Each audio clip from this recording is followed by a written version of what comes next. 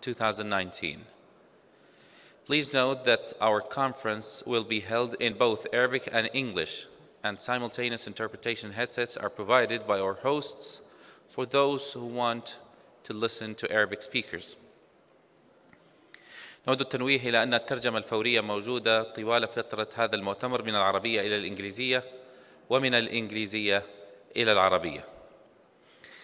إذن حظينا ولله الحمد خلال اليومين الماضيين بمؤتمر ناجح بكافة المعايير ولله الحمد، والمعرض المصاحب أيضا ساهم في رفع مستوى الوعي بالسلامة المرورية، ونستكمل هذه المسيرة المباركة بإذنه تعالى مع مؤتمر السلامة المرورية الذي يكتسب أهمية خاصة باعتباره أحد أهم الفعاليات الوطنية التي تمثل منصة هامة لتبادل الرؤى والأفكار والخبرات والتجارب العلمية والعملية حول أفضل الطرق وأحدث الممارسات الدولية والإقليمية والمحلية لدعم السلامة المرورية ونشر الوعي المروري ورفع مستوى السلوك لاستدامة القيادة الآمنة على الطرق وتعزيز التعاون الدولي والإقليمي للتعرف على السياسات والإجراءات لرفع كفاءة الجودة والارتقاء بالأداء لتحقيق أعلى قدر من الانضباط المروري وزيادة مستوى السلامة المرورية.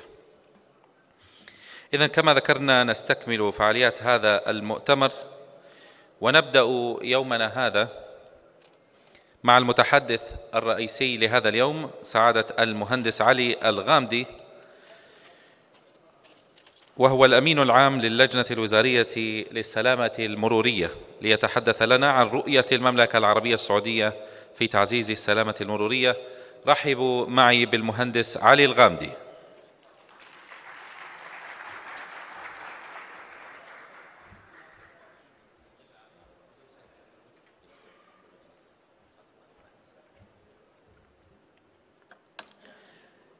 بسم الله الرحمن الرحيم. Ladies, gentlemen, our dear guests, today marks the last day of this traffic safety conference, and the last 2 days were inspiring, seeing many nations around the globe sharing their beautiful experiences and story and challenges on traffic safety. Saudi Arabia had witnessed in the past years the loss of thousands of lives every year, and the measure taken did little or no change to that fact. However, in the last 2 years, we have seen a dramatic change. With the launch of the 2030 vision and part of the National Transformation Program, traffic safety has been given the right momentum to change and alter the trend of the rising numbers to getting to a reasonable numbers in death and injuries, fatalities. Let me share with you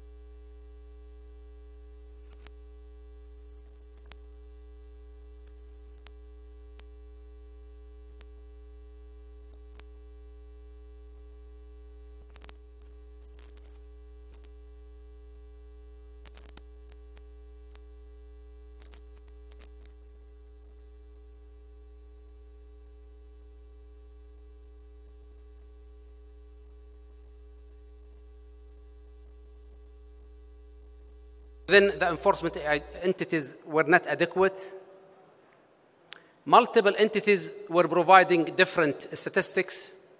And finally, the various age groups, and most of our nation, 60% are less than 30 years of old, and compliance with traffic safety rules does not appeal to them. Add to that the nationalities of drivers that joining our country, especially from the poor countries where their skills in driving is not up to our expectations. In 2016, the government launched the National Transformation Program 2.0 as one of the major programs to support its 2030 vision. A brief on the vision. The vision was built on three key pillars that draw on Saudi Arabia's strength, which is a vibrant society, a thriving economy, an ambitious nation. 12 programs were developed to support the Kingdom 2030 vision. A National Transformation Program is one of the major programs to support the vision. As a governance, enhancing traffic safety is part of the Ministry of Health initiatives under the 2030 vision and NTB2.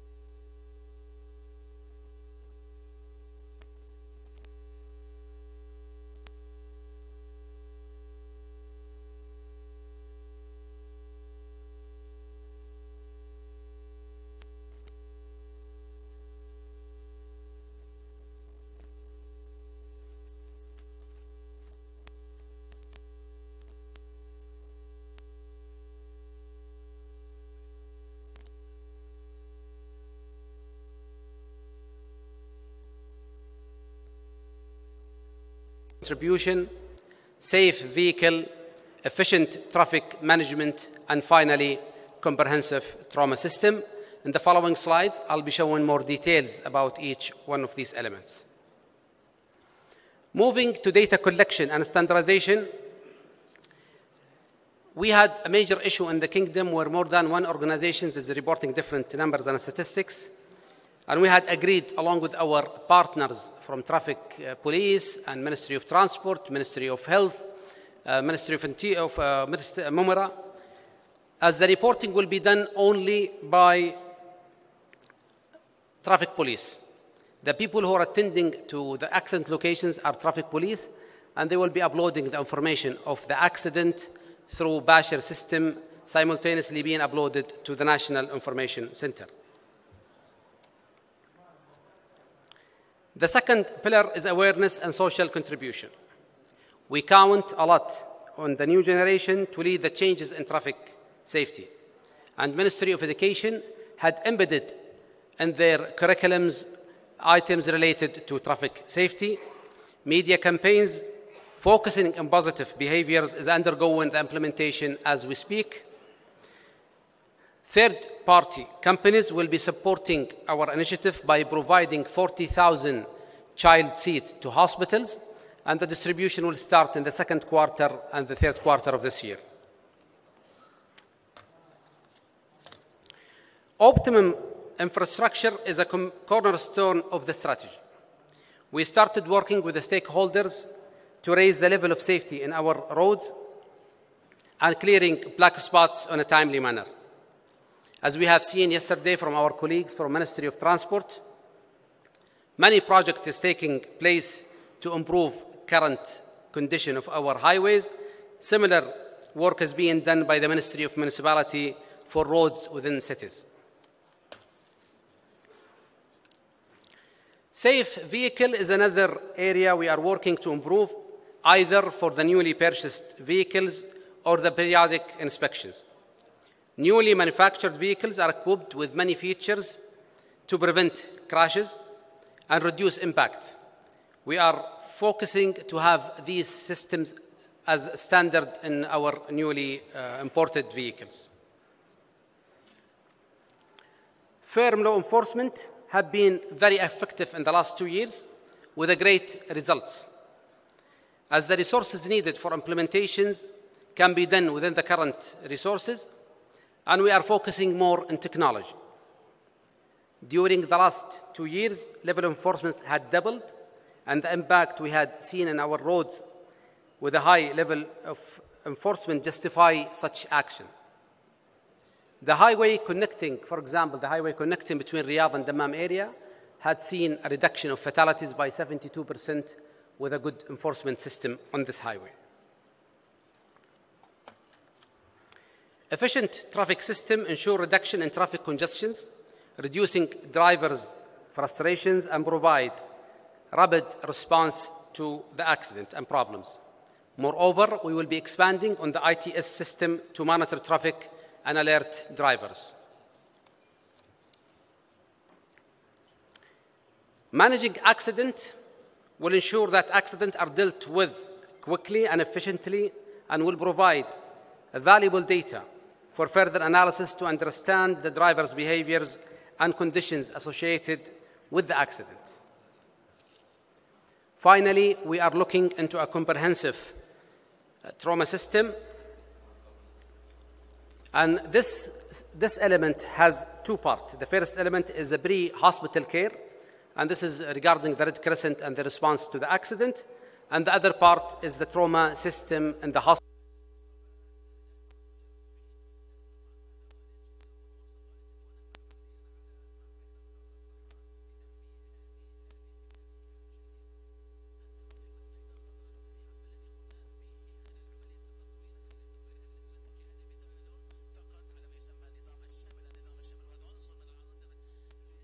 This element has 4 initiatives, which is the pre-hospital care, trauma care, rehabilitation, and long-term care, injury prevention. Under each one of these initiatives, we have identified required work, projects, cost, and manpower needed to execute this kind of projects. This is mapping and linking initiatives with the strategy pillars. We have 8, as we said, 8 elements of our strategy. Total of 18 initiatives, and that will come to 72 projects costing around 10 billion Saudi riyal to execute, and we already received about 3 billion of this budget with Ministry of Transport for execution of very good project that we will see inshallah in the near future. In terms of the governance, the resolution of Council of Ministers was issued in 23/10/1438, assigning 9 ministries to handle the traffic safety file, and it's been headed by His Excellency Minister of Health. This is how we do our work. We have the ministerial committee being headed by Ministry of Health and participation from Minister of Commerce, Minister of Transport, Minister of Economy and Planning, Minister of Communication and Information Technology, Minister of Education, Minister of Media, and Minister of Municipality and Rural Areas, and Deputy Minister of Ministry of Interior. Then we created an executive committee, again headed by His Excellency Minister of Health, and we created a technical committee chaired by the Deputy General Secretary. We meet on the executive committee on a monthly basis. We take decisions that could be done on that level, and action is being done by the technical committee. We meet with the ministerial committee on a quarterly basis and a strategic meeting, making sure that we are going in the right direction. This is our key performance indicators. We have a total of 12 KPIs. The first, number 1 to 4 is our level 3, we call it KPIs, which is being monitored in the highest level in the government. These are the number of deaths caused by road traffic accident per 100,000, number of injuries caused by road traffic accident per 100,000, number of traffic violations per 100,000, and the percentage of dangerous violations out of all violations. The remaining key performance indicators is being also monitored on a quarterly basis and is being reported to ADA authority in the government. Let me just give you a glimpse of the stakeholders' accomplishments. Effective law enforcement through utilization of technology had the most effect on the recent years. 50%, we have seen 50% increase in traffic safety systems, 96% increase in using seatbelt. And this is one of the good stories that I always share. In Riyadh area, when we start monitoring the usage of seatbelt through CCTV, the percentage increased from around 25% to 96% in a very short time. 72% reduction in fatalities in Riyadh and Dammam Highway, as said before. There is a reduction also of dangerous violations from 32% to 11%. Recorded violations were increased by 60%. Again, Bashir system is being handled by Ministry of Health either through traffic police or highway security forces, and they're recording traffic accident information on site. This system gives us many information, the reason for the accident, nationality of people committing accident per hour in the day, and also by days in the week. Also, it will give you also the maps for all accidents where we can drill down and we know where the black spots is being located in our cities. Major work in engineering field had been accomplished. Establishing live system to monitor all accidents in highways is being done by Ministry of Transport. More than 400 million were spent to raise the level of safety in highways. A correction of more than 500 black spots. The IRAB was completed for 15 kilometers. Resurfacing of roads of 12,000 kilometers was also completed last year. These are some of the examples that's being carried out by Ministry of Transport and MUMRA. Smart U-turn. This will give us the segregation of lanes to allow safe U-turn for vehicles and trucks. Rumble strips to alert drivers in case of sudden lane departure. And finally, roller barrier system that's used in cave roads to reduce impact and protect vehicle occupants. This is our result. This is what we have achieved in working in 2 years on the ATS file. Total fatalities have been reduced by 34% from 9,031 in 2016 to 5,507. Total injuries were reduced by 13% from 36,687 to 31,410. Total accidents were greatly reduced by 39% from around 500,000 to 320,000. Estimated cost saving during past 2 years is estimated at 4 billion. This is on the minimum level of estimation. By this I conclude. We have a great team. We're working currently on the ATS with the participation of all parties and members related to traffic safety. And we hope that we're going to see, inshallah, the kingdom in the near future as one of the examples that will be shared with other countries. Thank you very much.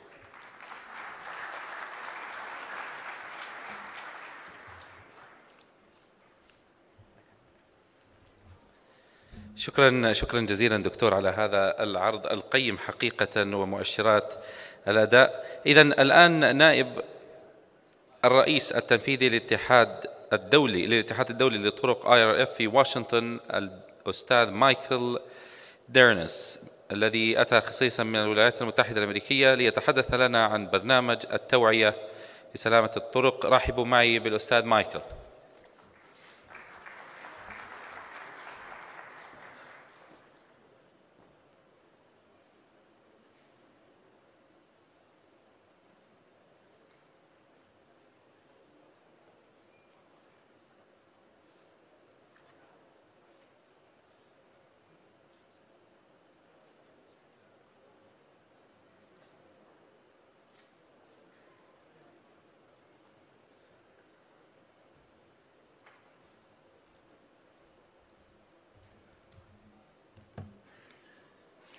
Thank you very much.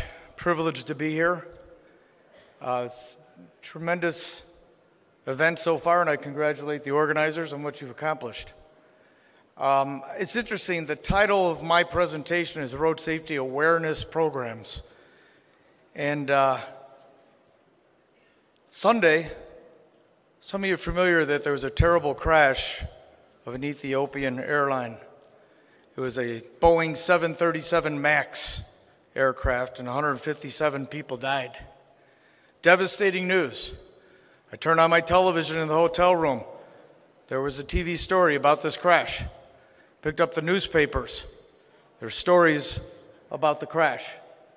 Everywhere I turned, there's a story about this crash, and it was terrible. And it justified having that kind of coverage and that awareness because 157 people died suddenly. But what bothers me is the World Health Organization estimates about 1,350,000 people die every single day on the roads, or every year, on the roads around the world. So if you think about that statement, 1,350,000 people die every year on the roads, including, as we just saw, now like 6,000 people here in Saudi Arabia. But 1,350,000 people means that on Sunday, March 10th, a couple of days ago, approximately 3,700 people died on the roads around the world. Where was their front page news? Where was that coverage on the television? I didn't see it. Maybe you did. I didn't see it. And that's part of our problem. That's the equivalent of about 15 fully loaded Boeing 737 MAX airplanes crashing every single day on the roads around the world. Why aren't we talking about it? Why aren't we making this a serious issue? People are dying. Where is the front page news? And it's not just fatalities. An additional 20 to 50 million people are seriously injured on the roads around the world. Think about those numbers, 20 to 50 million people. And we've seen charts like this from a couple of the other presenters. And what we're showing is, we understand from the ages, 15 up to 39, we're one or two as far as the cause of fatalities. And I thought this is interesting. I saw that because of what medical science is doing, bringing down the serious diseases, about 50% of the babies born this year in many of the Western countries are going to live to be over 100 years old. I also saw this billboard. The first person to live to be 150 is alive today. Think about that. The first person to live to be 150 is alive today. And the reason this is happening is because of what medical science is doing to attack that problem that we have with all these diseases. And the diseases, the fatalities are going down. Look at the red. Because everybody in this room, you're the ones responsible for that red. This is your career. It's my career. That number's going up. We're doing something wrong. Well, back in 2009, the banks around the world, the multilateral development banks, they got together and they started saying, road safety will cost money. There's no question about it. It will cost money. So let's figure out what we need to do to get the money to make this happen. And they got together with the World Health Organization. You're all familiar with the World Health Organization. When I first heard they were involved, my first question is, why would the World Health Organization get involved with road safety? Makes no sense to me. The World Health Organization, they deal with diseases. They deal with epidemics. They deal with SARS, AIDS. That's what the World Health Organization does in my mind. That's what they deal with. But the World Health Organization is saying, that's true, that's what we do, but we have a growing epidemic on the roads around the world. A growing epidemic. Again, 1,350,000 people dying. I did some homework on this, and I found out what were the worst epidemics in mankind's history. And again, if you look the worst, the plague of Justinian in 541, 100 million people died.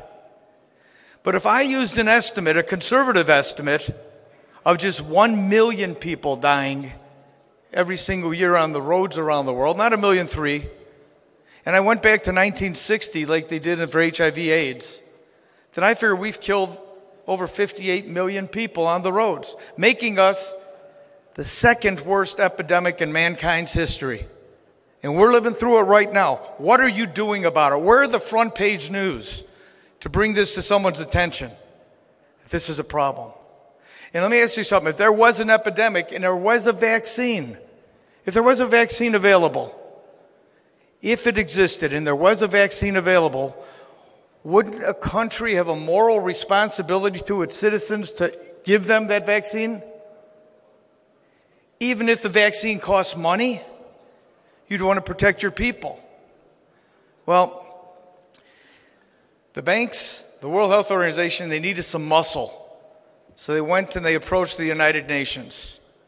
And the United Nations and the banks and the World Health Organization created this thing called the United Nations Decade of Action.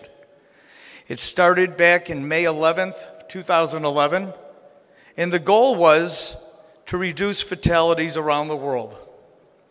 One of the goals, major goals, to accomplish that goals, one of the efforts is to make people aware of the vaccines. So this is how we broke it down. There's 5 pillars to this decade of action. Pillar 1 is road safety management. Understand that you need to do something. Convince somebody to do it. Pillar 2, safer roads and mobility. I'm the co-chairman for Pillar 2 for the United Nations. This is where I spend all my time, talking about making the road safer and mobile at the same time. Pillar 3 are safer vehicles. Pillar 4, safer road users, the vulnerable road users. This is where we talk the education, the enforcement. And Pillar 5 is post-crash response. Many of the same things that Dr. Ali pointed out is in the plan. Back in 2000, when we had the Millennial Development Goals with the United Nations, road safety was never mentioned. Nowhere in 2000. In 2015, we created the Sustainable Development Goals at the United Nations. And the Sustainable Development Goals basically helps everybody around the world understand what's important, what's critical, what should you set your budget to achieve. And there were 2 places. Under good health, we had some language that was very important language. And in number 11, which is sustainable cities, we also had more good language put in. This was great. This is wonderful news. It was very, very, very positive. We have the language now, so the people who came to me since 2000 and said, Mike, we don't have the budget because it was never in our master plan, our strategic plan. Well, those plans were developed in 2015 and 2016 based on these sustainable development goals, and you do have the language in there to make the road safer. And we've signed off on it. People around the world, the authorities, road authorities around the world, they've looked at what needs to be done. They've agreed we're going to do something. They've signed a piece of paper saying, we understand what needs to be done. Now let's go do it. Do you understand what needs to be done in Saudi Arabia? Well, I'll tell you what, go back. Like when you were at university, you always got a report card to see how well you're doing. In the Decade of Action, we also give out report cards. The report cards, again, came out in 2018, December. We had one in 2015, a second one in 2018. And again, we'll go back and look at that in a second. But first, I want you to understand where these fatalities are occurring. If you look around the world, who's in the vehicles, what's happening. But this is the chart that really bothers me. What this shows is that 92% of the fatalities around the world on the roads are occurring in lower and middle income countries. 92%. That doesn't make any sense. Because if you look at this chart, it says that it's really about 50% of the vehicles. Why are 90% of the fatalities happening on those roads? Could it be because they're not aware of the vaccines? I think absolutely. And I look at this chart, and this one bothers me even more.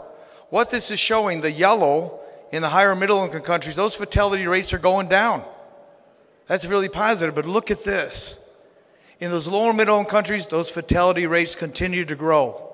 They're not utilizing the vaccines that are available. The higher income countries are using the vaccines.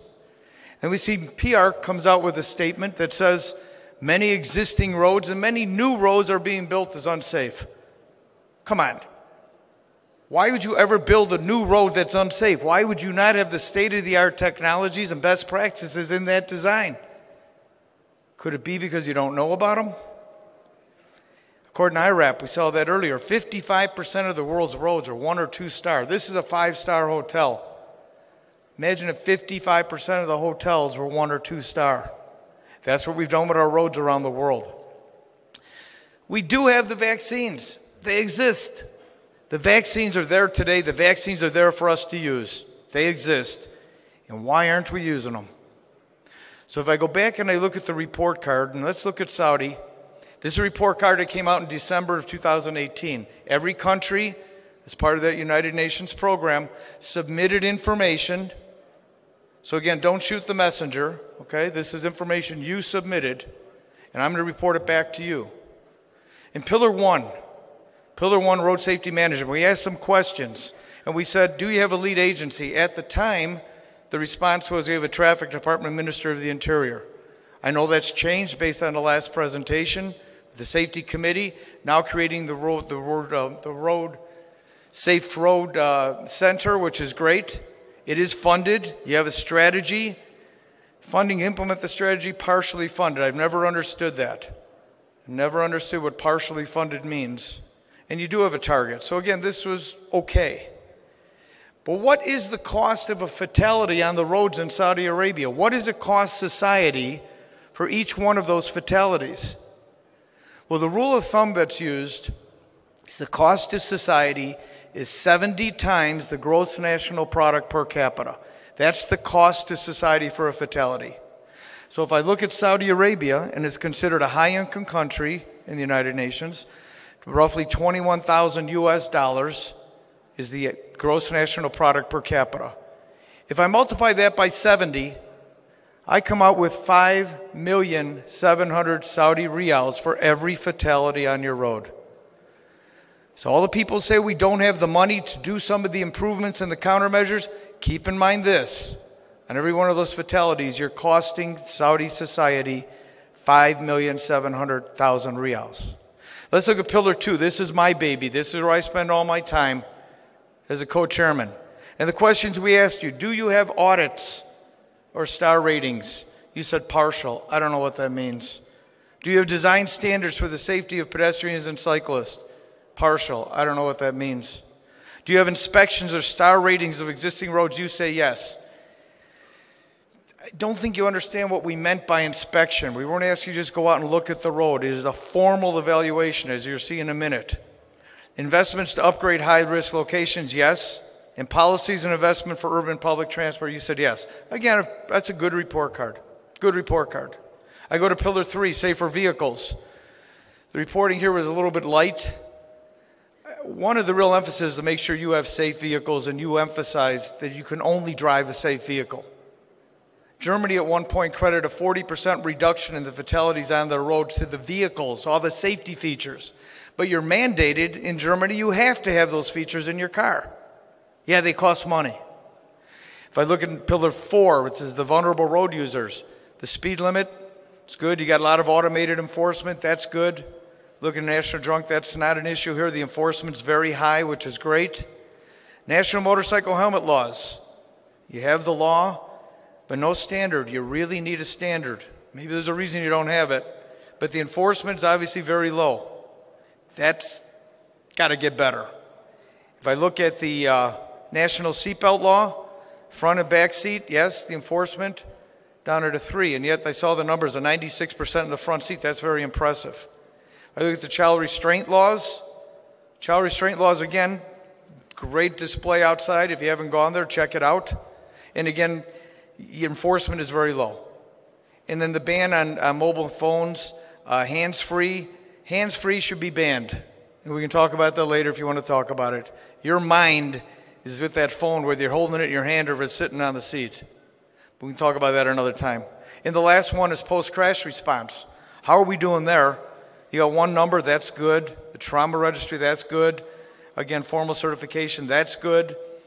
And also we talk about in Pillar 5, how quickly can you clean up a crash site? Because we know if you don't quickly clean up a crash site in 20 minutes, the police would all appreciate this, you're exponentially more likely to have another crash. So how quickly can you clean it up? But then we look at some of the data, and again, this is the data from 2016 that was done for this report. Now we look at this data, again, the 9,000 was the reported number.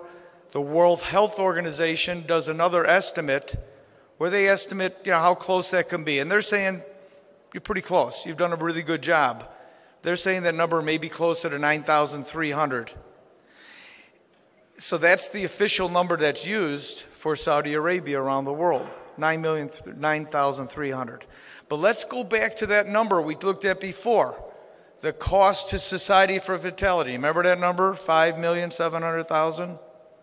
And if I multiply those two out, I come up a cost to society for fatalities on the roads in Saudi Arabia of 53 billion Saudi riyals. I think there's other places you could use that money much more progressive, much more positively than on fatalities on your road. And if you look at this number, this goes back to that 28. This is the number of fatalities per 100,000 population. It's a convenient measurement that we use in this industry to compare countries. 28.8 is a problem. If you look at these are the average numbers that we see around the world for the high, middle, low-income countries. And again, keep in mind, Saudi Arabia is a high-income country. Your average should be close to 8.7. If you go to Sweden, the United Kingdom, the Netherlands, you'll see that number down to 3, 3.5, 2.5. Saudi Arabia is at 28.8. And I'm really, really happy to see in the last 2 years there's been some very positive developments. That's wonderful. Congratulations. Keep it up. Get some front page news for what you've accomplished in the last 2 years. You shouldn't have to come to a Congress like this to learn about your success. But this is unacceptable. The 28 point, that's just not acceptable. So you need to understand what these vaccines are that are available and they are being used. So what could be done to make the road safer for all road users, not just the motorist? I'm going to go back and focus on pillar 2, which is, again, my pillar. And I'm going to talk to you the things we want to see done at pillar 2. Number one, we want Saudi Arabia to implement something called the safe system approach. The safe system approach is sort of an outgrowth of Vision Zero coming from Sweden towards zero death in the U.S. This is the Australian model, the safe system approach. Focuses on something called forgiving roads, safer road users and vehicles, and proper speed limits, taking into account the amount of force a human body can withstand. So if I look at each of these, if I go to forgiving roads, you know, we've seen this chart a couple times already. Historically, we've always said, yeah, 95% of the crashes are human error. Stop it. Stop it. It's probably true.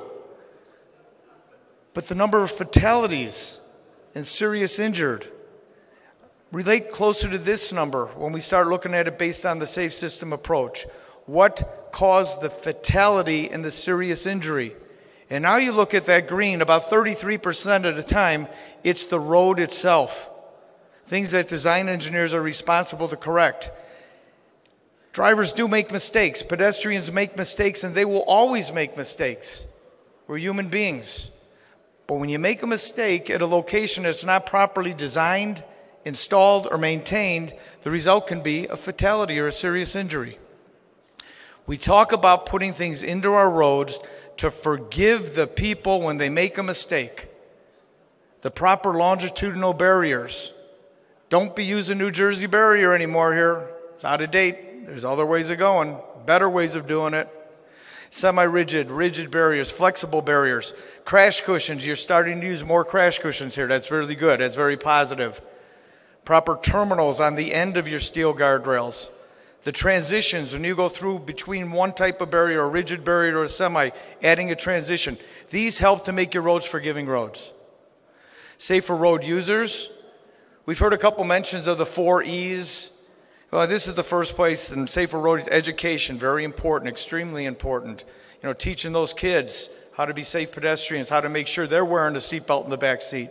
Enforcement, so very, very important that we have proper enforcement. Without proper enforcement, nothing happens. And the police understand that. So we need to give the police the tools they need. We need to make the penalties so it is a deterrent, so I don't want to break the law. And then we get into, and that's our enforcement and the engineering. We see engineering come up with the vehicle, again, engineering. And this is a test. Look at this red car. These are 2 of the same model cars. One's made in Mexico, one's made in the U.S. One would be a style. These are both Nissans. One could be driven on the roads in the U.S., one could not.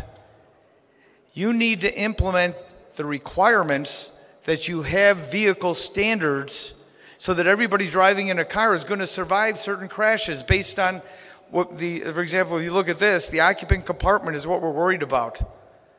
And we're worried about the crash performance of a car. And this is a good example. These are 2015, 2016. One has the standards required in Mexico, one has the standards required in the US. This is Mexico. You're going to die. Is somebody's life in Mexico worth less than someone in the US? Absolutely not. Here's the one in the US. Excuse me, that's the Mexico crash.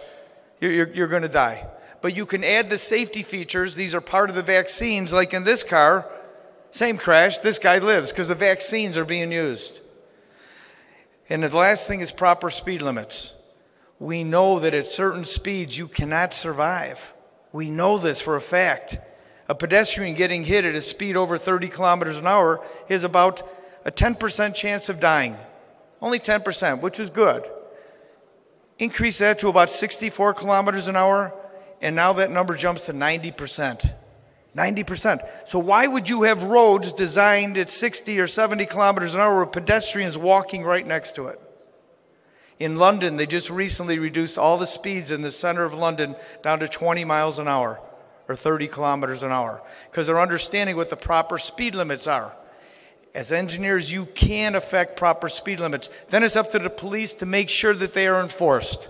We all work together in this thing. We all work together.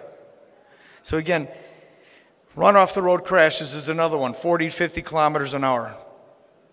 So I just go back and say, why aren't we using these vaccines? And I want to believe it's because we don't know about them. I really want to believe that. I don't think we're doing it because we don't care. Don't know about them. There's a great quote. Nelson Mandela's great-granddaughter, Zenny, was killed by a drunk driver just prior to the World Cup in South Africa. He couldn't even go to the opening ceremonies. And his minister came out with a great quote because people all of a sudden started screaming, "What are we doing about the drunk drivers in South Africa?" And a great quote, "Sometimes the living have to close the eyes of the dead. Sometimes the dead open the eyes of the living." Last year you had 6,000 plus chances to have your eyes opened here in Saudi Arabia. To increase the awareness, the other thing we're trying to do with Pillar 2 is introduce something that's called road safety audit. I know before you tell me, Mike, we do road safety audit. Let me make sure you understand what a road safety audit means. Road safety audit, again, you say you have partial, whatever that means. Road safety audit is a formal safety evaluation of either an existing or a future road or an intersection done by a team that is independent, experienced, and multidisciplinary. Coming in, and first thing we teach road safety audit, forget about the local standards. What are the best practices and state of the art? Are they being put into that design? Are they on that road? And if not, why not? And we walk the people through the process to understand what a proper road safety audit is all about. And what we expect the road safety auditors to do is to introduce this concept of the safe system approach to road authorities around the world. At IRF, the International Road Federation, where I work, we recognize there's a need to have really, really good, proper leaders of these road safety audit teams. We now have created something called the Road Safety Audit Team Leader Global Credentials. It's a process that we give the certificate to individuals.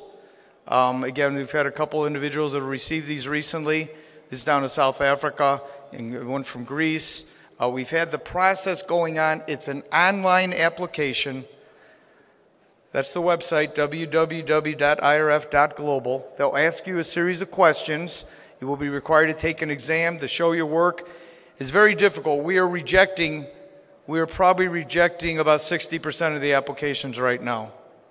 But the important thing is you'll take this information, you'll utilize it, you'll take it into road authorities as a road safety auditor, and you'll explain to people this is what needs to be done to implement the safe system approach. www.irf.global. So again, I want to see some newspaper headlines. I want to turn on the new television and see some positive news coming out of Saudi Arabia.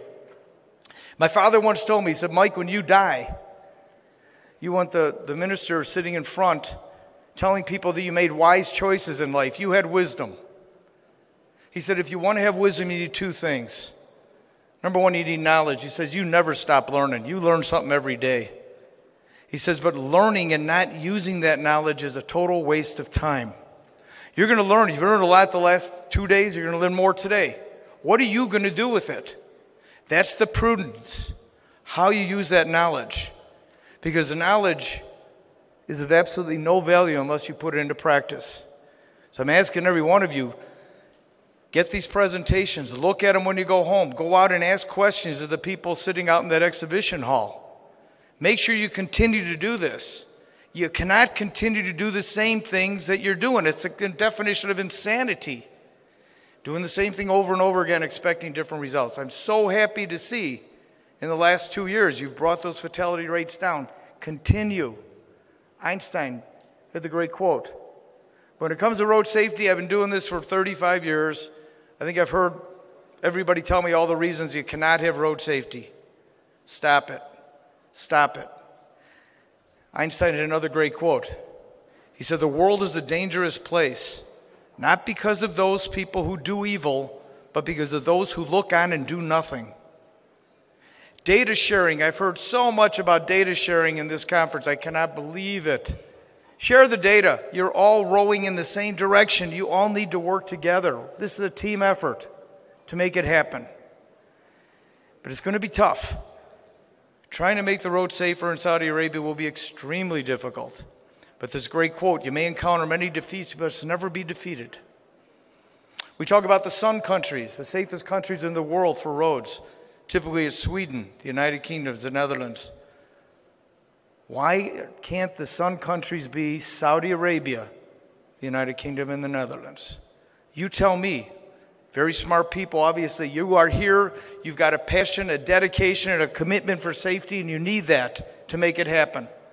But understand, you can do it. And the last thing I'll tell you about is something called no regrets. My children, when they were in school, they all ran cross country. And at the beginning of the race, they would yell to each other, hey, Tommy, no regrets. Hey, Frank, no regrets. Hey, Pete, no regrets. I asked my son one day, Mike, what are they talking about? He said, Dad, we're reminding each other at the beginning of the race that when we get to the end of the race, that kid on the other team we wanted to beat is like 5 meters ahead of us. There's only 10 meters left. It's too late. We don't want to get to the end of the race and say, man, if I had only started a little bit harder, I could have had him looking at my numbers. He said, Dad, when we get to that first really tough hill, which is really going to be a challenge to go up that hill, we're going to yell at each other. No regrets. Because you don't want to get to the end of the race and say, if I had only tried a little harder. In this career that you've chosen, no regrets means picking up a newspaper and reading about a family of 4 getting killed because maybe something you could have done. And saying, if I'd only pushed a little harder, if I'd only gotten that data, if I'd only done a little more work, maybe those people are alive. At the IRF, we use this phrase constantly, and it applies to anything in life. If something's important to you, and tell me what's more important than saving somebody's life. If something's important to you, you'll find a way. If it's not important, you'll find an excuse. I think I've heard all the excuses. I'm convinced that excuses are the tools of the incompetent. No more excuses. No more excuses when it comes to road safety in Saudi Arabia. I'm so happy to see the things. I've been coming to Saudi Arabia for a long, long time. And I think that I can honestly say it's the first time coming here that I'm really seeing some positive progress. Congratulations. Continue that. Get the front page news to tell people what you're doing. No more excuses. If you're not the right people to talk to about road safety, who are those people? Let me know. I'll go talk to them. That's what I do. And if today's not the day that we start, then when's a good day? If it's not you, then who? If it's not now, then when?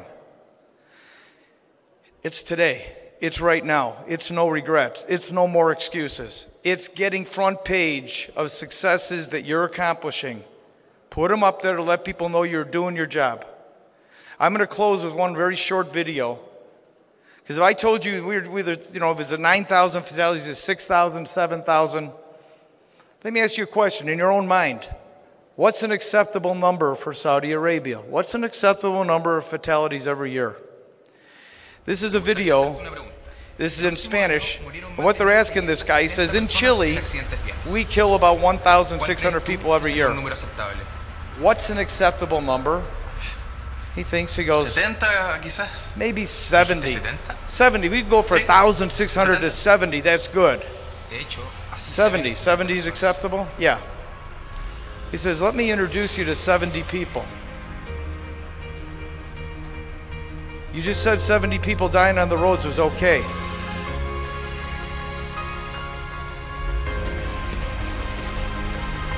Es mi familia. That's my family. That's my Y ahora, family. ¿cuál Let me creen ask que you the sería un question número again. aceptable? What's the acceptable number? 0. 0. 0 death. You can do this. You can make it happen in Saudi Arabia. You're making progress. Don't stop now. Don't stop now. Passion, dedication, commitment. You can make the difference. You're going to make the roads to Saudi Arabia as safe as any other road around the world. International Road Federation, we're here to work with you and help you any way we possibly can. So again, congratulations on this conference. It's been great. Continue, take what you learn here and use it to go forward and continue to learn. So with that, thank you very much.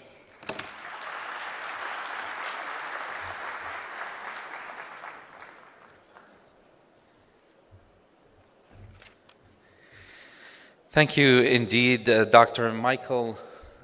قدم لنا دكتور مايكل عرضا حقيقة نال على إعجاب الجميع، والآن ننتقل بكم للمتحدث الذي يليه وهو الأستاذ آلان كينيدي الذي أتانا خصيصا من المملكة المتحدة ليتحدث لنا عن توعية مستخدمي الطرق الحاليين والمستقبليين، وهو المدير التنفيذي وعضو الجمعية الملكية لمنع الحوادث.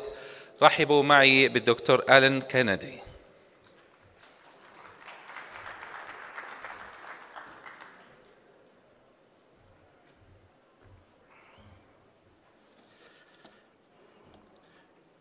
Good morning, ladies and gentlemen. Thank you for inviting me to speak at this very prestigious conference. I'm very honoured to be here today. I have worked within road safety education and training field for over 30 years now in various roles, from practitioner to executive director. And in that time, I have seen many changes in policy, practice, legislation, public attitude and behaviour. I've also seen many developments in engineering, in road vehicle design, in technology, developments in enforcement, and changes in the way that we encourage our road using public. And of course, I've also seen significant changes, in particular during recent years, in the way that we educate our road users, which is what I mainly want to talk about today. Yesterday, you heard about the 6 E's and the 3 E's, so let me introduce to you the 4 E's.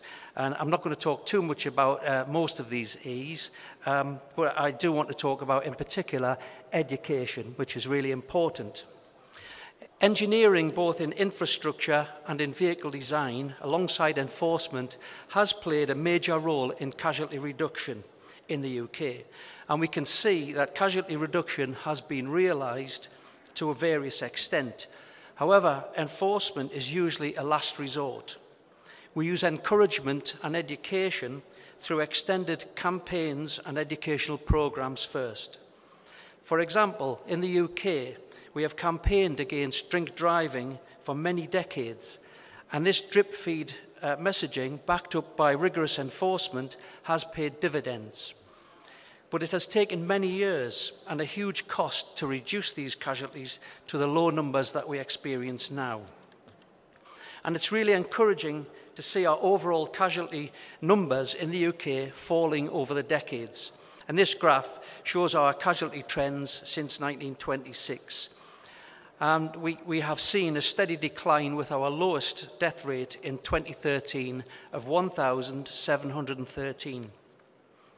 And I feel that it is no coincidence that it's disappointing to note that during the last 8 to 10 years or so, we have seen the figures almost flatline. And I feel that it's no coincidence that government funding for road safety has been severely cut during this time.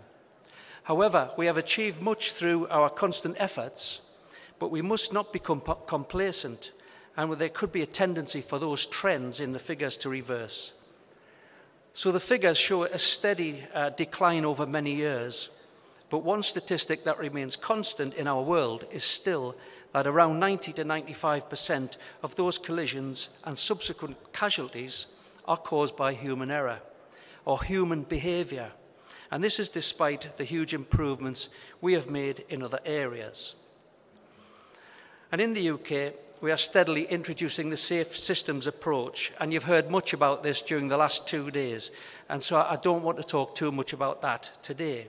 But what I will say is that the safe systems approach is appropriate if we are aiming to reduce traffic and casualties on our roads and make our roads that are free from death and injury. But the fact remains that even if we have the safest roads and the safest vehicles and excellent technology, humans will find a way to break the system, either by making mistakes or by willfully misbehaving. So as educators, we have a difficult job to ensure that our public will use our roads in the safest and most respectful manner within any system that we build. And education is the key to changing road user behaviour. So what is education? A trawl of the dictionaries throws up a number of suggestions for the definition of education. Is it the process of receiving or giving systematic instruction, especially at a school or university? Is it the theory and practice of teaching? Is it a body of knowledge acquired while being educated? Is it information about or training about in a particular subject? Or is it just an enlightening experience? Of course, all of these are valid statements if we are simply imparting knowledge and skills. And none of the statements I could find mention changing behaviour. So it's important that we look at road safety education much more deeply and get a better understanding of what we're trying to achieve and to understand the challenge within human behaviour that we are all faced with. My personal definition of road safety education is the sharing of knowledge and skills and the development of new attitudes and beliefs that lead to sensible choices and safer behaviours. Positive attitudes and good beliefs, together with a fuller understanding of how we as humans behave and what may affect our behaviour, are key to achieving better compliance within our road users. Simply giving a person the skills to drive a vehicle, to ride a motorcycle, or even to cross a road may not be sufficient to maintain safety. We must instill an understanding of behaviour and what makes us do the things that we do. So what about road user education in the UK? So just as a background, in 1974, the Road Traffic Act placed the statutory duty for road safety education, training and publicity on local government departments under one roof. And the Act brought in the first local government road safety officers. Traditionally, and in particularly before 1974, road safety was delivered by the police and organisations such as the Royal Society for the Prevention of Accidents. We almost exclusively used a behaviourist approach to road safety education, which is an approach that is based upon teaching new skills through drill and repetition. It is in fact conditioning. As an example of this, we use the behaviourist approach to teach new skills to young children, such as crossing the road, learning to ride a bicycle, and later learning to drive a car or ride a motorcycle for the first time.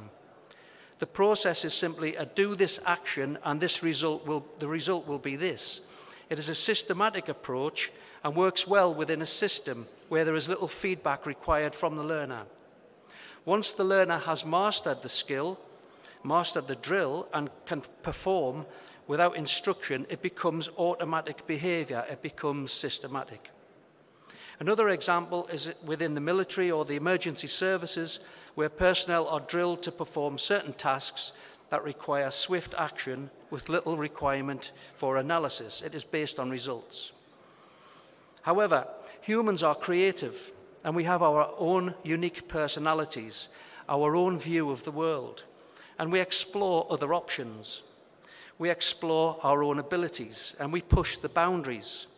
We want to develop our self-image and express ourselves, in particular when we are driving. And this is a natural process. And in young people, they are generally prone to peer group pressure, tend to have poor impulse control, and have difficulty in assessing risk, amongst other natural cognitive deficiencies for their age group, meaning it is very difficult for them to conform to standards and rules and to perform safely once they are out of the system and free to explore their world. A perfect example of this is a new driver who behaves perfectly throughout training and during the driving test. Once the goal of qualification has been reached, the driver is then free from the teaching system and can use his or her individual creativity to express themselves through their driving. He or she will be influenced by peer pressure, influenced by the desire to be like other people in their social network, influenced by the media, and so on. And at this point, we reach a critical stage where we will have reached, where we will have given sufficient skills to a person to operate a vehicle on public roads and demonstrate it in a safe and controlled manner. We then let them loose with very few coping mechanisms to be able to deal with all of the pressures and the inbuilt personality traits that may cause issues later in their driving career. This also applies to riders of bicycles at a very young age when they've become skilled enough to ride without supervision, or young pedestrians as they become free from their parents and are allowed to travel independently. As parents, we tend to believe that because our children have reached a certain age and have developed sufficient skills, that they will be sensible and safe. The behaviorist approach taught by skills training, drill and rehearsal does not really consider the reasons behind any particular poor behaviour. And it is at this stage within the family where good road user behaviour can begin to be taught in earnest. As a nation, we have worked tirelessly to develop road safety skills amongst our public with the support of local government road safety teams and the police. And we always used the only methods known at the time, which were very much do as I say and you will be safe. We now know that this is infrequently the case. In 2011, the fire and rescue services in the UK were given a similar remit to deliver road safety, and this brought in a huge task force with much enthusiasm to help us solve the road casualty problem. However, the fire and rescue services were largely untrained in this field, and they tackled education as if it were tackling a fire or a road collision. Whilst this enthusiasm and manpower was welcomed, it brought in more of the do what I say and you will be safe approach. In many areas, they also introduced videos of crash rescue scenes showing dead and dying bodies to young audiences in the belief that this would scare them into good behaviour. We now know that this method of using negative images and messages in an effort to scare people has little or no effect on the majority of the audience. But more importantly, it can have a significant negative effect on certain sections that are vulnerable. This type of education can actually increase the risk amongst the most confident and the most anxious sections of our young population. And traditionally, our road safety interventions have been developed largely in reaction to pure numbers in the data sets, without really understanding the underlying causes, the precursors to the crash, and were almost exclusively developed around improving skills.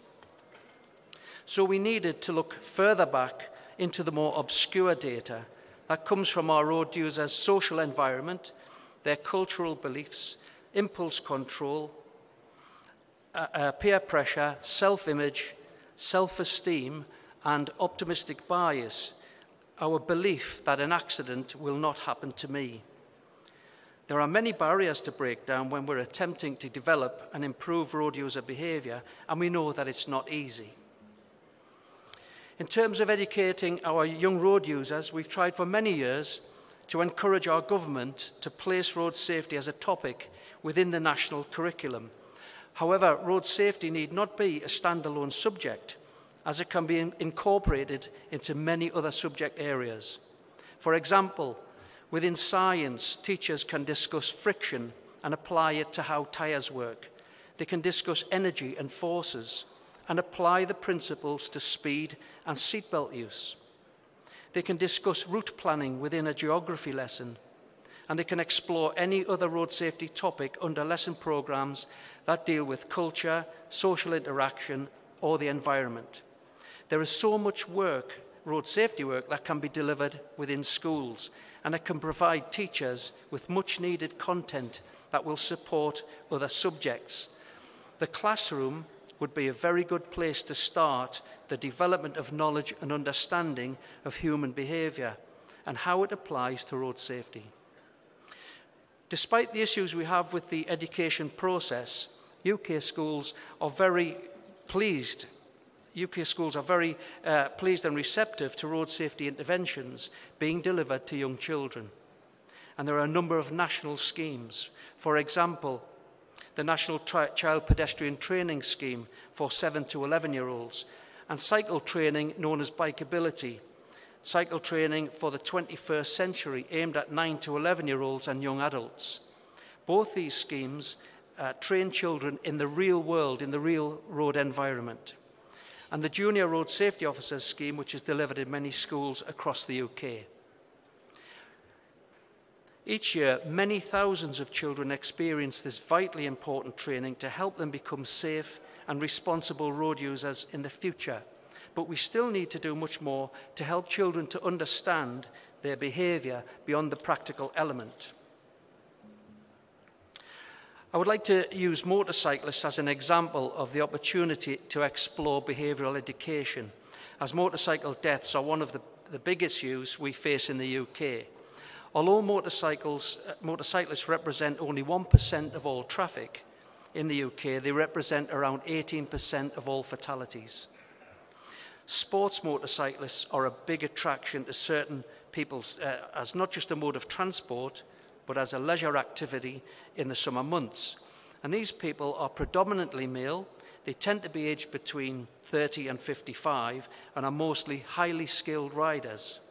They like to demonstrate these skills and ride at high speeds along twisting roads that resemble the racetrack.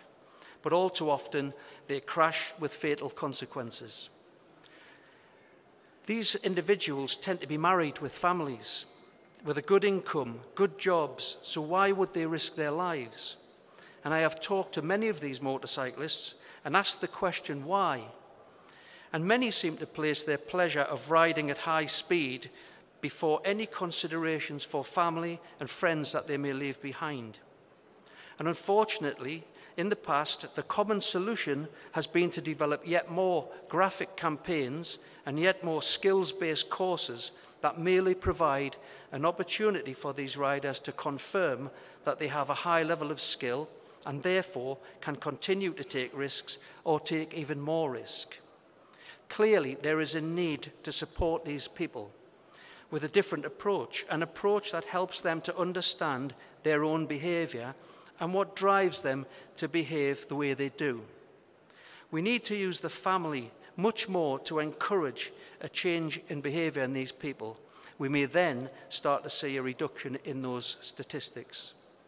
I attended a national conference last week in the UK regarding motorcyclists, and at this event there were a number of eminent psychologists and behavioural experts who all agreed that it is vital to begin a young rider's experience of motorcycling with behavioural insight, an understanding of the potential influences, and provide them with manageable coping strategies before they even sit on a motorcycle.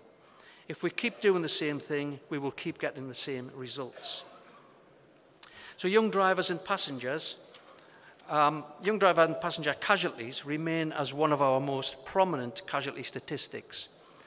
There are many schemes in the UK that are aimed at reducing these fatalities. However, it is in this area too that the profession tends to use consequences and fear as a means of forming better attitudes and behaviours, in particular with young people who are yet to begin their driving career and young people who are still in school.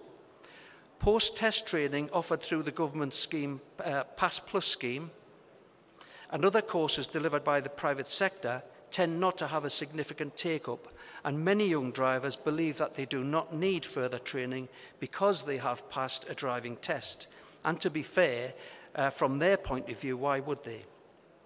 Again, we offer skills-based training to those who are already accepted as having attained an adequate level of skill. We agreed with our Road Safety Minister when we set up the Road Safety GB Academy that we can no longer, as a road safety profession, continue to develop skills-based training only as a solution to behavioural problems. We recognised what we needed to do, and we have already started to explore and deliver other strategies that are centred around the person, their beliefs and their attitudes. With the advent of the Road Safety GB Academy in 2013, we began the process of understanding behaviour on a deeper level, even a subconscious level, understanding how knowledge and information is interpreted and how we're influenced by the world around us. The key change for the UK is that since 2013, we have been changing the behaviour of the very people who deliver road safety, and this is really important.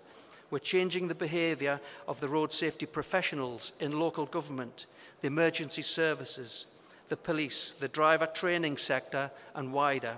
And in turn, this is giving us a far better chance of changing the behaviour of our road users, both now and in the future.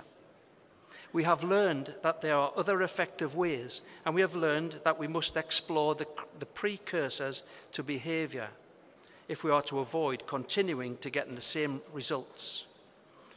Even though we are gradually changing the way that our professionals are approaching road safety education through the Academy, there will always be a rightful place for the behaviourist approach, as we will always need to establish new behaviours through drill and repetition in the early stages of learning. But to maintain those behaviours and establish lifelong attitudes, we are delivering these new behavioural change techniques as a national standard. Through the Academy, we have now created the first recognised qualification in road safety education delivery. Within the behavioural change studies courses, we are establishing new behaviours within the profession, helping our practitioners, our professionals, to understand their role in the world of road safety. How to read into the data and understand more than just the numbers, and to look at the underlying factors.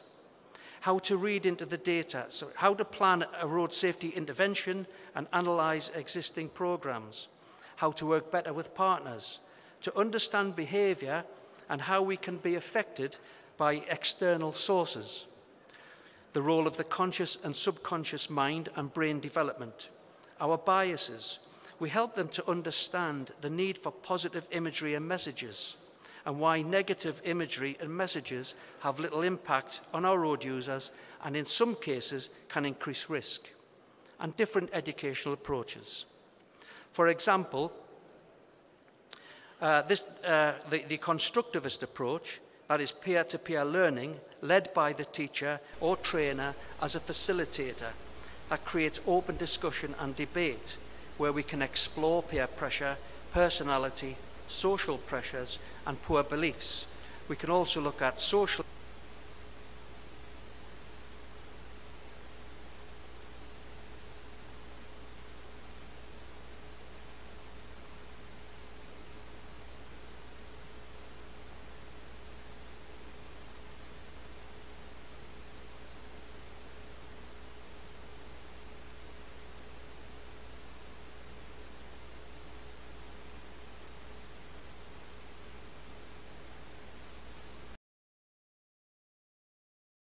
to road user behaviour. We're seeing many positive changes in the way that road safety is delivered to the public on the ground, and indeed on the airwaves. Last year, following behavioural change training, our government campaigns team, Think, agreed to change its policy on road safety messages and is now developing and delivering positive and engaging public messages that encourage better beliefs by enabling the public viewer or listener to self-generate messages and to subconsciously develop new attitudes and behaviours. This is excellent and good news for our profession, as it will encourage others yet to be convinced of the need to change. And in summary, I can say that as a profession in the UK, we have worked very hard for decades as individuals, as organisations and as partners to try to create a country where our roads are very safe for all road users. As an organisation, Road Safety GB, in supporting the government, is now making headway in making top-level changes in road user education. And our vision is to ensure that every person that delivers road safety at any level to any road user is qualified and competent to do so. We are nudging our profession from a pure skills-based training regime to one that encompasses skills, knowledge, understanding and self-analysis, which will help to create a belief and a desire in all road users to use our roads in a safe and responsible manner. Thank you very much for listening. Thank you.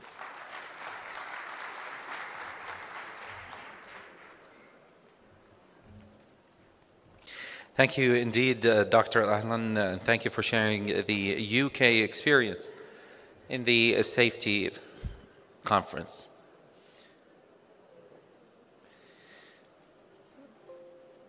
إذا ننتقل بكم للمتحدث الذي يليه، وهو الدكتور صلاح الدين بن داك، الأستاذ المشارك في قسم الهندسة الصناعية والإدارة الهندسية بجامعة الشارقة، ليتحدث لنا عن دور الوعي المروري في تطوير المستقبل. رحبوا معي بالدكتور صلاح الدين بن داك. شكرا. Okay, how to go back الأحمر. Okay. Okay, assalamu alaikum everyone, and a very good morning to everyone. Our talk today is about how can we enhance awareness of people in general and in the Saudi perspective in particular. My name is Salah Din Bendak. I've been working in this area for the last almost 2 decades in the area of traffic safety personally.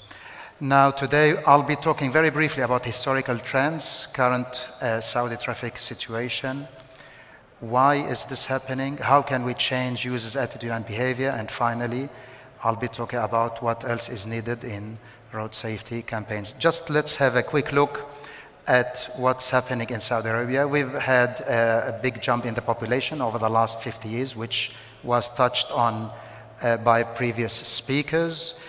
The number of registered vehicles obviously has jumped from very little to almost 20 million in the last couple of years. The number of crashes have increased over the same period. And we heard from previous speakers that the numbers are really flickering around 500,000 accidents. But I would like to remind you that in around 2005, the big jump that happened was not because we had more crashes in Saudi Arabia, it was because the system of recording traffic accidents got improved. Anyway, the number of deaths is also there, and we heard that it dropped after 2016, which is fortunate. The number of injuries, again, has been increasing, but recently we've seen some fluctuations and probably some drops over the last 4 or 5 years. In a snapshot, this is a figure from a study that I've been doing with Dr. Naif Al-Shamari. These figures represent historical trends in terms of 6 different indicators for traffic safety. Like we have accident per person. It's been increasing, probably decreased slightly over the last couple of years. Fatality per person is almost steady. Injury per person has been dropping slightly. Accident per vehicle has been dropping.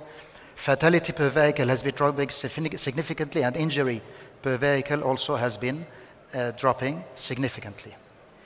Now, let us compare just the numbers and see where are these 1.25 or 1.25 million deaths are happening in the world. We can see that China is almost responsible for 1/4 of the deaths.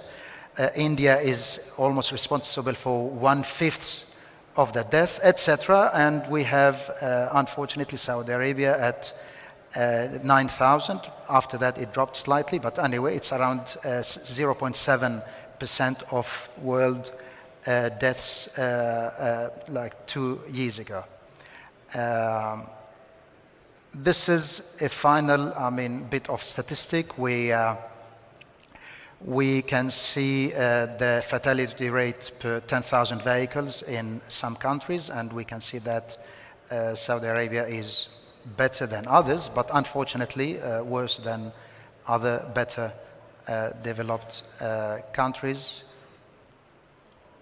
Now, let us see a quick look from Al-Shamari at 2011 at the type of injuries, and we can probably, what I said in the statistics is reflected in this slide.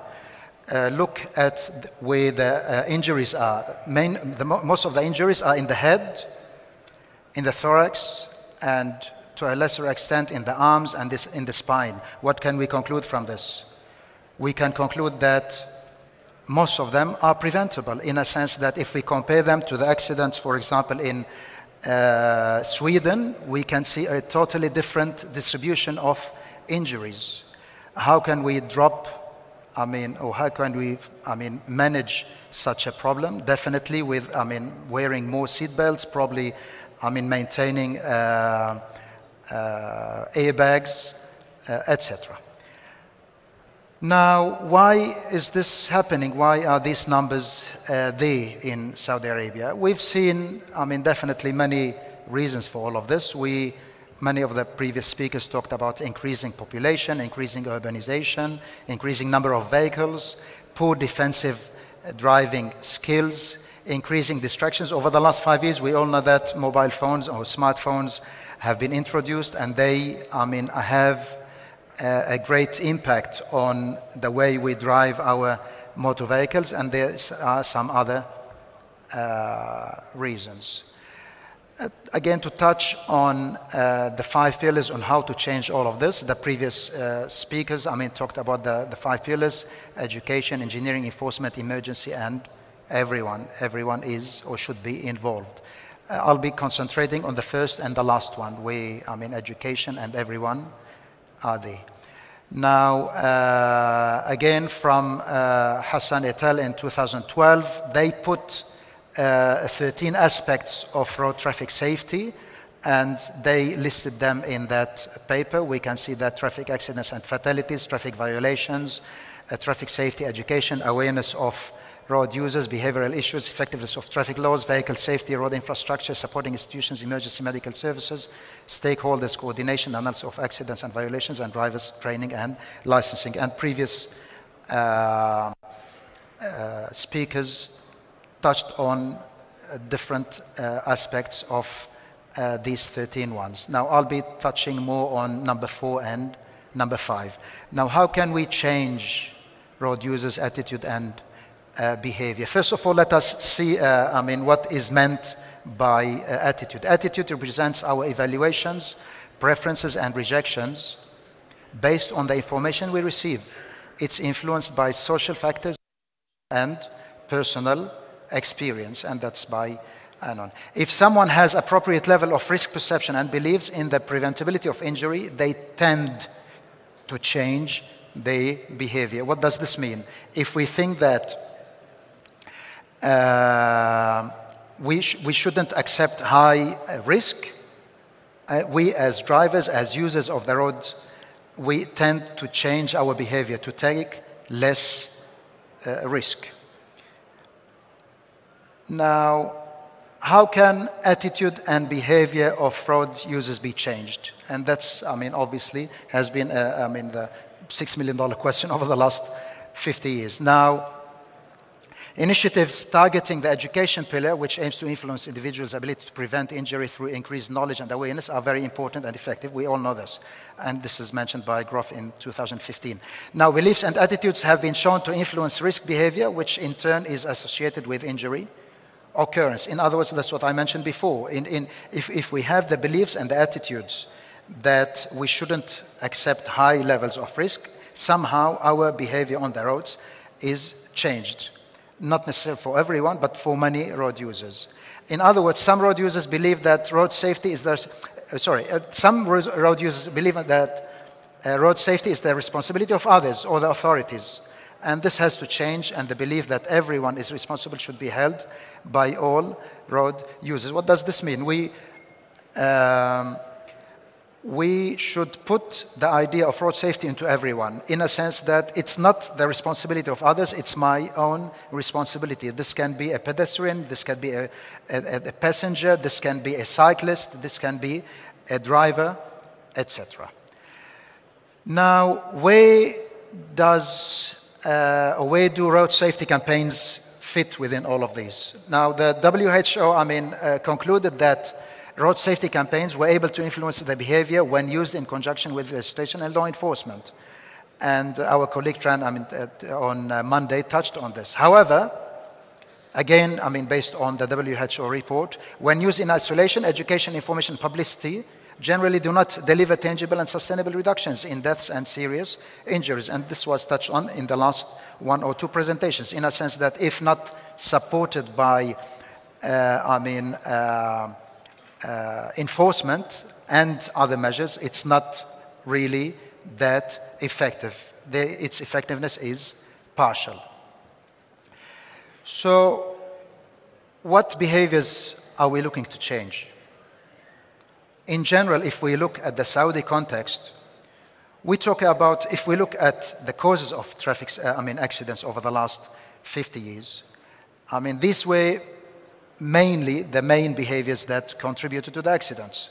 Speeding, number one, not wearing seatbelts, impaired driving, like in terms of taking medicine, drugs, alcohol, etc. Red light running, fatigue, keeping in mind that Saudi Arabia is a huge country and there are long distances involved in many trips.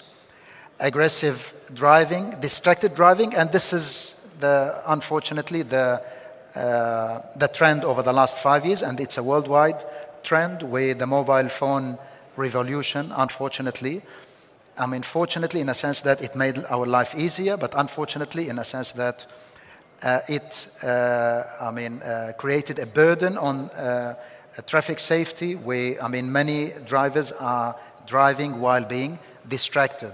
And this distraction can be visual, manual, cognitive, or a combination of all of them. In other words, definitely like the previous speaker has said, using hands-free systems are not safe, and this is not a proper message to send to road users or to drivers specifically. And there are other reasons. So let us ask ourselves a few questions. Are these behaviors independent of each other? The previous behaviors that I mentioned. Definitely not. They are not independent of each other. Many people who are involved in one are probably, likely to get involved with others. And this is based on the research findings. Now, second question. Do these behaviors mainly depend on the driver or the road user system as a whole?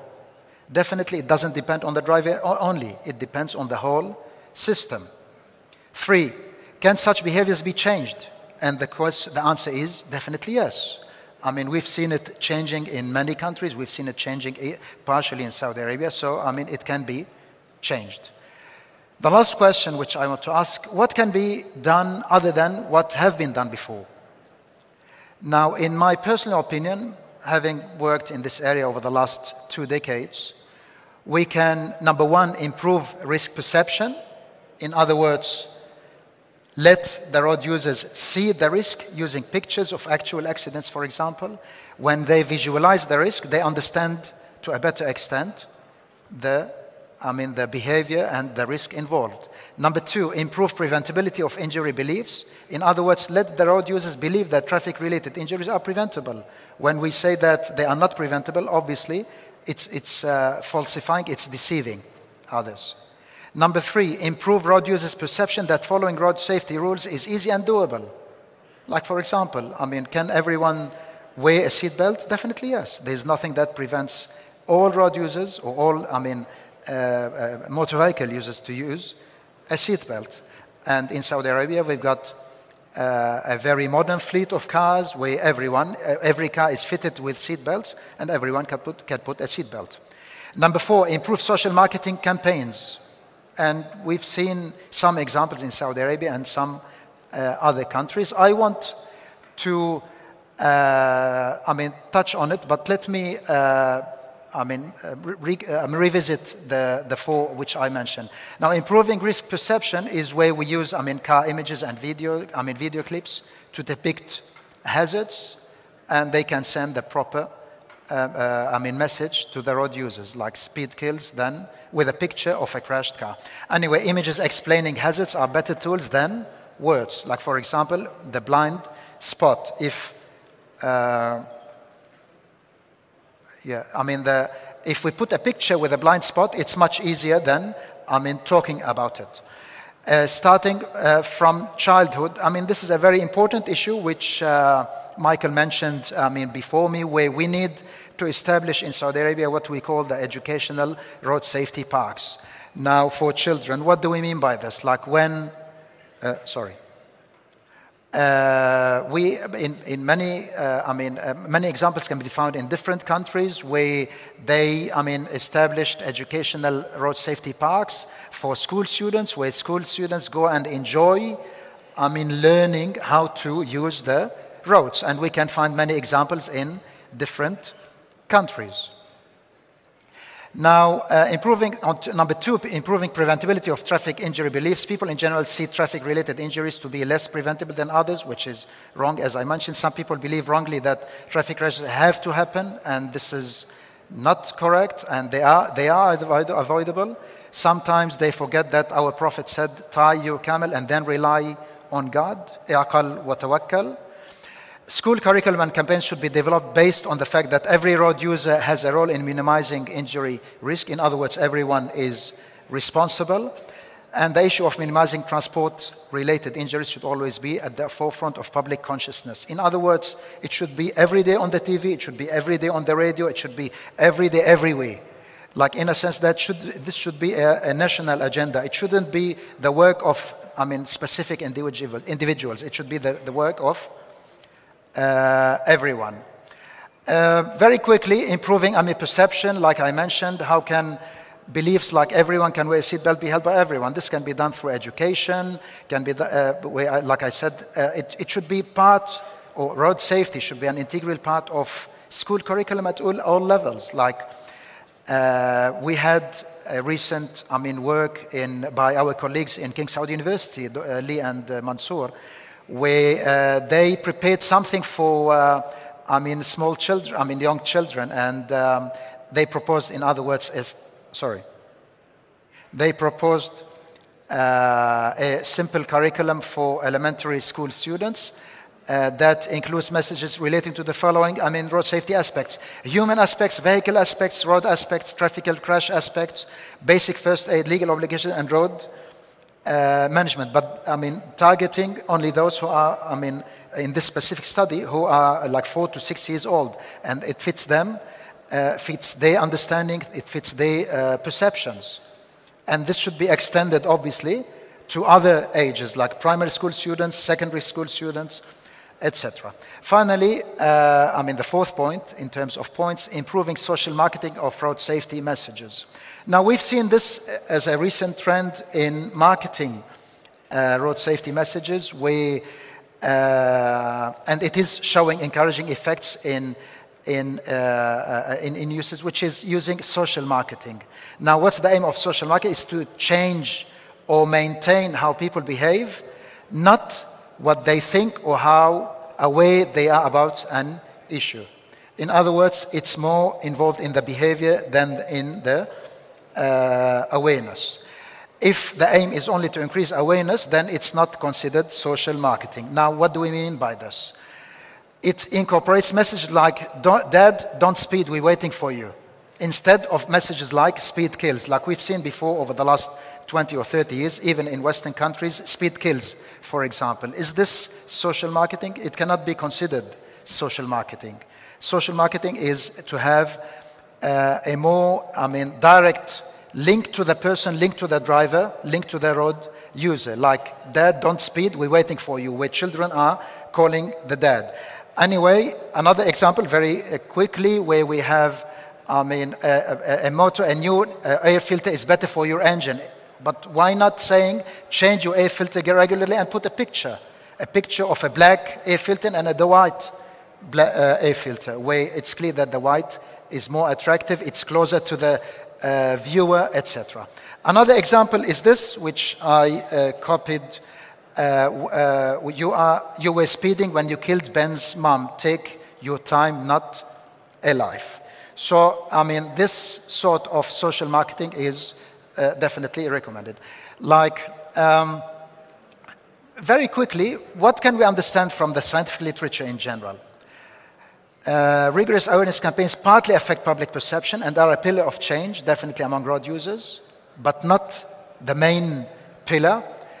It's one of the main pillars, not the single main pillar. Number 2, awareness campaigns are necessary but not sufficient. Number 3, awareness campaigns become less effective with time if not changed regularly. Like putting such, a sign like speed limit 70 and putting it for years there will not change anything, will not remind people of it, because people will get used to it and they tend to forget about it. So what do we need to do? We need to change based on the literature. We need to change the message, change the medium, change the slogan, and change the colors. Continuing awareness messages that mention potential losses due to traffic crashes sometimes yield better results than messages that mention general potential gains. But again, this is not always the case. We cannot generalize this to all countries due to differences in cultures. Some images used in awareness campaigns might not have the desired outcome, which was mentioned by previous, or it can even be counterproductive, and this was mentioned by previous speaker. So caution should be exercised in choosing the images and the words used. And finally, localized awareness campaigns can yield better results than general campaigns. Like if we talk about, truck drivers, if we talk about taxi drivers, if we talk about company drivers, it's always better to have, targeted ones. Using priming is another a good way to convey awareness campaigns. A good example is showing a heavily crashed car with a dead body, obviously concealed, with the slogan "Speed kills." Then, just say don't speed. But this does not apply to all countries. We've seen that some countries like United States, Australia, etc., build their traffic awareness campaigns mainly on fear messages, and it works in these countries. But in other countries, it's not work. Unfortunately, no study has been done in any other Arab country, so we don't know which one will work. So a mixture of all will be recommended. What else is needed? Campaigns should be targeted. More research is needed, definitely. More data should be available, more statistics by all of these organizations. Ministry of Communications should be involved on a daily basis with all of the media, TV, radio. Ministry of Education. I mentioned curriculum at schools. Research findings indicate that the private sector has a very important role, and this is very important. Like the private sector should play a role in all of this. This is what we're talking about in terms of road safety campaigns worldwide, where we have reason, positive emotions, enforcement, and negative emotions. So we need to optimize a combination of all of these in order to establish a better traffic safety. In summary, research show that rigorous public awareness campaigns help in improving traffic safety. The situation in Saudi Arabia is expected to be similar. More rigorous and targeted public road safety campaigns should be employed, and more research is needed. I hope everyone drives safely. Thank you very much. اسفين تاخرت شويه. شكرا جزيلا دكتور صلاح الدين على هذا العرض القيم حقيقة. والآن ننتقل بكم للمتحدثين الذي يليه، وهو الدكتور سونال هوجا الذي أتى من المملكة المتحدة ليتحدث لنا عن استخدام التقنية الحديثة في التعليم والتثقيف والسلامة المرورية، وهو الرئيس التنفيذي لشركة سنوفاتيك وخبير في النقل الذكي. رحبوا معي بالدكتور سونال هوجا.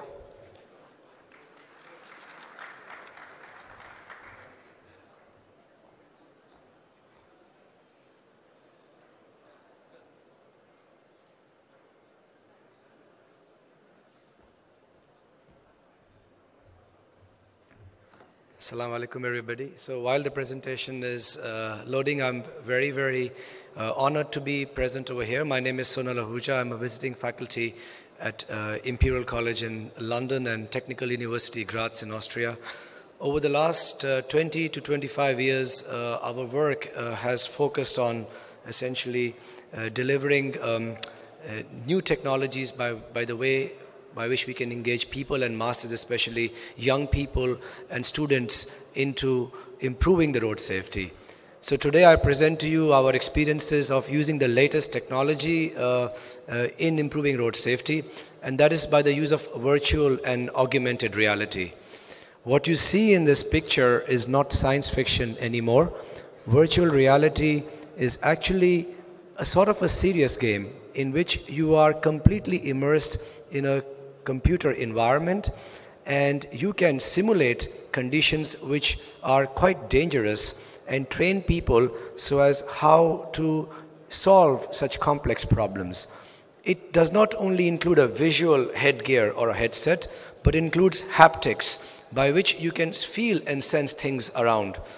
One of the positive uses of this technology, apart from using the same hardware for police training and for combat control, is also on how we can improve the road safety. There is another technology which exists, and that is, in addition to virtual reality, is called augmented reality. Microsoft was the first company recently, not the first, but amongst the new companies which released what they call HoloLens. And in augmented reality, basically you push data or computer information in front of your eyes using what we call our augmented reality glasses. So you can not only see, or you're not disconnected from the real world using AR, but you are connected with the real world with information around. Now, what we have done is in Europe, and what we would like to do in Saudi Arabia, if the people over here and the stakeholders like it, is to actually deliver a virtual reality laboratory which is aimed at saving lives and providing education on road safety education. It should be able to provide training for police officers on how to solve the problems of road safety, how to go to crash. It should provide training to paramedics on how to quickly be able to save lives, and also how to be able to engage students and children as a part of this immersive experience so that education becomes more fun as well. If you look at the VR lab which we have created, there are 4 key deliverables of this particular laboratory. The first deliverable is to create the content. Many a times, I was over here looking to Michael's presentation and the previous presentations as well. There is a big problem of collecting data from crash sites. Now imagine, and many of you are police officers over here, how much time do you spend in case there is, let's take a serious fatality in a hotel or something? The forensics can take for days to solve a murder scene. But if somebody dies on the road, we have got this big problem of trying to clear up the site very quickly because the traffic is building up, and there is not enough time for the police to collect all the information, to coordinate and to make the accidents, the road free very, very quickly. So this technology can train the people off-site And instead of police waiting for an accident to happen and getting educated, they can train themselves in a laboratory. They can see whatever they need to do, how they need to interact with the health officials, what do the health officials need to do, and resolve the accidents very quickly. Now, it is not easy to build this system because what we are creating is not a game or a Mickey Mouse movie, but we are creating serious content, and therefore involvement of proper people who can deliver road safety education, such as people from IRF or people from road safety authorities or police force who have been dealing with accidents and crash investigation, is very, very vital. So it's not just a tool, but training in the immersive tool is very important. When you create this laboratory, it should also be able to give feedback to common people so that children can come and see the lab and they can see how the accidents can be improved. Right now, there's a significant investment which is happening in driving simulators in Saudi Arabia, because now, almost half of the population can drive now. It is great news. But how do we really give the training? Are we going to just use driving simulators which are from Europe and do not have the ability to show local conditions, the ability to show local driving conditions? It is not just a tick in the box. I was discussing with a very close friend that how do we use driving simulators? He said, well, it's just something that they have to do minimum driving. They get a tick in the box certificate. They can go and do real road testing and driving tests. Now we are creating immersive scenarios based on local conditions. It's not that you will very easily maybe find an hazard on the road, but the parking and the way people drive in Saudi Arabia is very different from the way they drive in England, or they drive in America, or they drive in India. People from all over different countries they come, they need to understand the local conditions. And an immersive virtual reality driving simulator is the way to go ahead, and the technology provides that. So what are the short-term objectives? The first objective is to create multiple scenarios of different collision types on Saudi roads, to be able to provide police officers and first responders training, to improve staff quality, to improve data capture techniques, to raise the understanding of collision factors, and to train the police and specialist staff. The long-term or medium-term objectives are clearly you want to reduce crashes. Somebody asked me, Sonal, fine, we will invest maybe $1 million on this lab, or maybe less.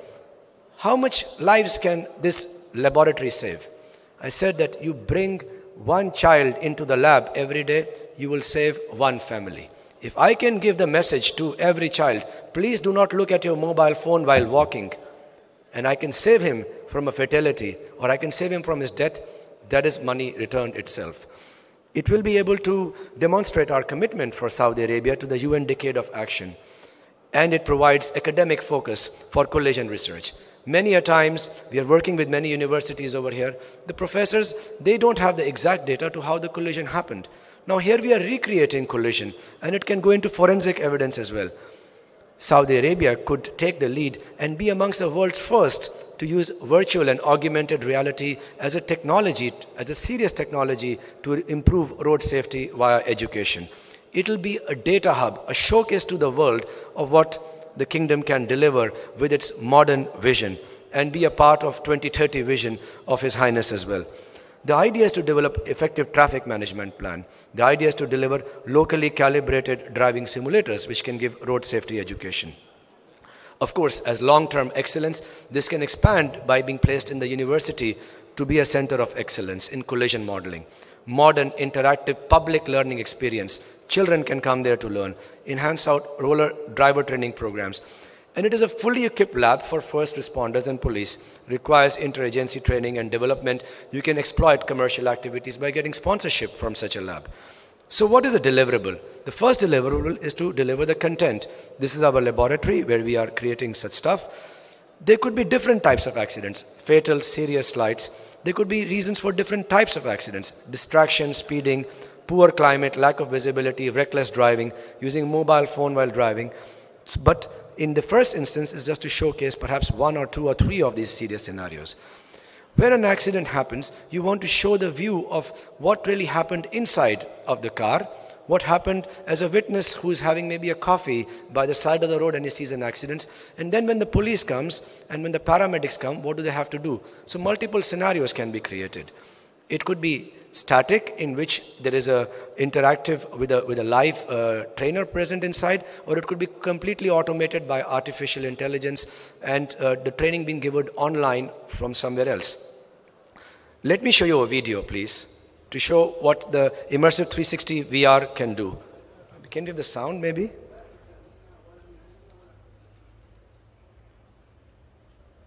If you can, okay.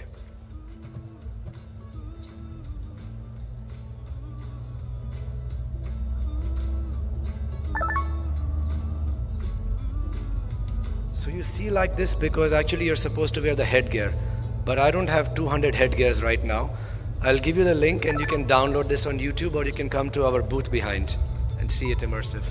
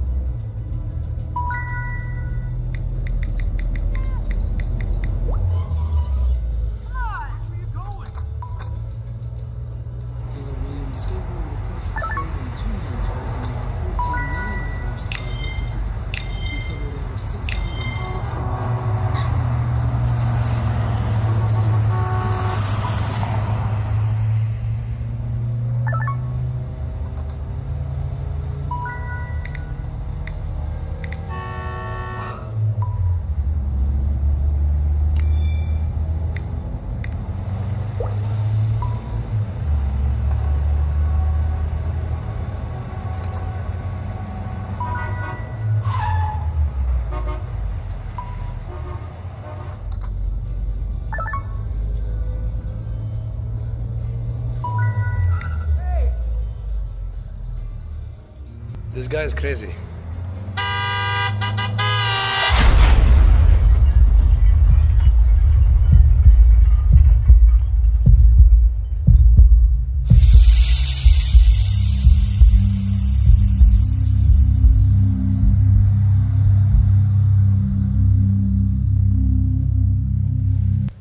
So, unfortunately, it was an accident which we could perhaps, thank you so much, we could really avoid. And when we put the person in that mode, he is able to think, or she's able to think, well, can I not maybe stop that call for the moment?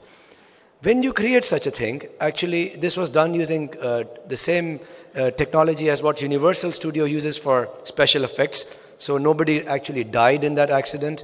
It was all done using 3D and animation graphics. But it's very important that we create a storyboard. And here we are combining the gaming technology. We created a game, actually we are working behind for Need for Speed, which is with EA Sports. So many of you have got children, you can, or young colleagues, you can ask them what Need for Speed is and they will be able to tell you. We are using the same technology of game over here for police training. So here the police training, they have got a software which is dashboarded. They can go and see what is happening. This is the specific software created for police training in Germany. So the police has got a task to do. He has to put take thermal images, decode the site. He has to ask the witnesses what exactly happened. So the entire form is in the front. And once the police is doing his work, we can then see he's doing it properly or not. The same laboratory can be used for training of fire brigade as well, for civil defense. Now here we did some work for the guys for FIFA, which happened in Russia last year, and we are showing, okay, in case there is a lorry which has caught fire, how you're going to respond in the training. Before the fire has happened, before the emergency has happened, we have used the technology to train the people so as to respond and to get ready properly. And you can create millions of scenarios. It is, the sky is the limit. Whatever you can come up with, technology can show what to do. Here, for example, he has to pick up the fire hydrant. He has to do something. This is not a game. This is a serious business. However, it is using the technology of games.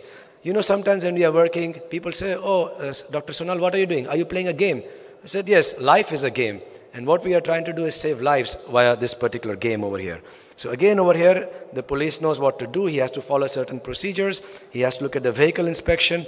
And it provides certificate. At the end of the day, when the police or the paramedics are working with this, they can see they passed the exam or not, you know. So the idea is to be able to pass the test. The second most important deliverable is that we cannot use the technology on its own. We need experts to work with. So the experts need to look at scene reconstruction, engineering reviews, vehicle development, intermodal agencies, and the first responder needs to collect the scene investigation, gather the right evidence, and look at lab for various activities.